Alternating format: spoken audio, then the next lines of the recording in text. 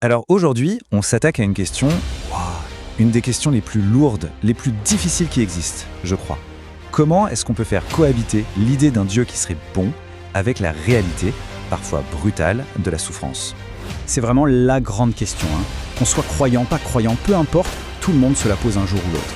Il suffit d'ouvrir les yeux sur le monde, ou même juste de regarder en soi, pour se dire « Attends, si Dieu existe, et si en plus il est bon, alors pourquoi tout ça?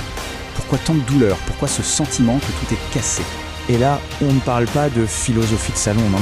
Ces questions, elles viennent des tripes. Elles nous explosent au visage quand on entend parler de la guerre, quand on perd quelqu'un qu'on aime, ou quand on subit une injustice qui nous met à terre. Et franchement, face à tout ça, la conclusion la plus logique, la plus rapide, c'est de se dire, soit Dieu n'existe pas, soit il s'en fiche complètement.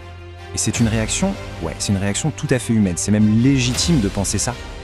Mais et si on se posait 2 minutes? Et si cette conclusion, aussi évidente qu'elle paraisse, était un peu trop simple? S'il y avait une autre piste, une autre perspective? C'est ça qu'on va essayer d'explorer ensemble. Alors, première piste de réflexion, on va remonter à l'origine. L'idée de base, ici, c'est que la souffrance, elle n'était tout simplement pas dans le projet de départ de Dieu. D'un côté, on a ce que la Bible décrit comme le plan A, un monde qualifié de très bon, sans mort, sans souffrance. De l'autre côté, on a notre monde à nous, un monde qui semble fracturé, abîmé, comme s'il avait été déconnecté de sa source d'énergie, de sa source de vie. Cette rupture, ce débranchement, c'est ce que la tradition biblique appelle le péché. L'analogie de la lampe est assez parlante, non? C'est comme si l'humanité avait fait le choix de débrancher la prise, de se couper de la source de lumière, et qu'ensuite on s'étonnait d'être dans le noir. Dans cette vision, la souffrance n'est pas une punition, mais la conséquence naturelle de cette déconnexion. Mais attention, ce n'est pas parce que la prise a été débranchée que Dieu a dit « Bon, tant pis pour vous, débrouillez-vous dans le noir ». En fait, c'est même tout l'inverse qui est présenté. Ce passage des psaumes, il est assez radical. Il nous dit que Dieu n'est pas un être lointain, tranquille dans son ciel. Non, il est là, tout près, justement quand on a le cœur en miettes, quand tout semble fichu. Et puis il y a ça, Jésus pleura. C'est le verset le plus court de la Bible, mais peut-être l'un des plus puissants. On a Jésus, présenté comme Dieu fait homme, qui, face à la mort d'un ami, s'effondre. Il pleure. Ça veut dire qu'il ne se contente pas d'observer la douleur de loin. Non, il la ressent, pleinement, dans ses tripes. Et c'est ça le cœur du truc. On n'a pas affaire à un Dieu spectateur, assis dans les gradins, en regardant le monde se débattre. Non. C'est un Dieu qui saute dans l'arène, un Dieu qui descend dans nos galères, dans nos combats, dans nos tempêtes. Et cette implication, elle va atteindre son point culminant, son paroxysme, en un seul lieu, à un seul moment, sur une croix. Vous savez, quand on souffre pour de vrai, quand on perd quelqu'un, les belles théories, les grands discours, ça ne sert à rien, ça sonne creux.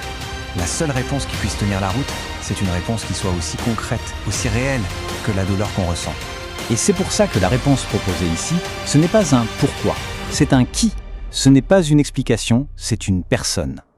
Une personne qui a connu la trahison, l'injustice, la souffrance physique, l'abandon total.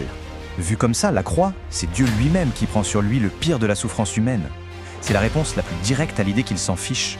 Parce que le message, c'est non seulement je ne m'en fiche pas, mais j'aime tellement ce monde abîmé que je préfère venir souffrir avec vous et même mourir, plutôt que de vous laisser seul.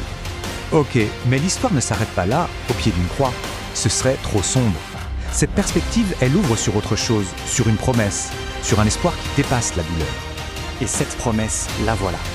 C'est celle d'un monde qui sera un jour totalement réparé, restauré. Oui, la souffrance est bien réelle, elle est même écrasante aujourd'hui. Mais dans cette vision, elle n'a pas le dernier mot. C'est juste une parenthèse. Une terrible parenthèse, certes, mais pas le point final de l'histoire. Du coup, on se rend compte que la question de départ se transforme un peu. On passe de « pourquoi la souffrance existe ?» à une question peut-être plus personnelle. Est-ce qu'on est prêt à laisser ce Dieu, qui sait ce que c'est de souffrir, nous accompagner au milieu de notre souffrance? Au fond, c'est une invitation. Une invitation à ne plus jamais traverser la douleur tout seul,